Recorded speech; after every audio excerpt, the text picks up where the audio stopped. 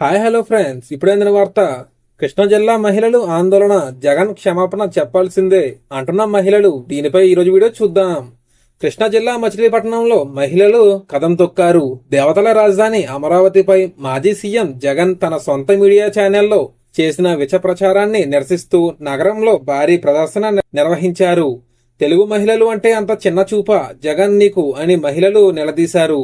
తెలుగు మహిళల విభాగం జిల్లా శాఖ ఆధ్వర్యంలో స్థానిక బస్టాండ్ సెంటర్ నుండి మొదలైన భారీ ర్యాలీలో వందలాదిగా తరలివచ్చిన మహిళలతో భారీ ప్రదర్శన నిర్వహించారు. అనంతరం లక్ష్మీ టాకీస్ సెంటర్లో మానవహారంగా ఏర్పడిన జగన్ కు వ్యతిరేకంగా నినాదాలు చేశారు.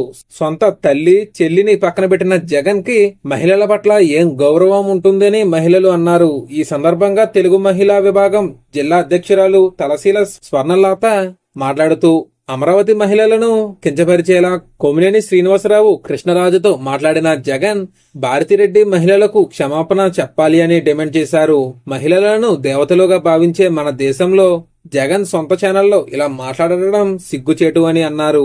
అంతేకాకుండా మహిళలకు క్షమాపణలు చెప్పాలి అంటే ఆ మాటల్లో తప్పేముంది అని సజ్జల రామకృష్ణారెడ్డి అనడం సరికాదు అని వైసీపీ నాయకులు ఇలా మాట్లాడుతుంటే జగన్ ఏం చేస్తున్నారు అని మండిపడ్డారు.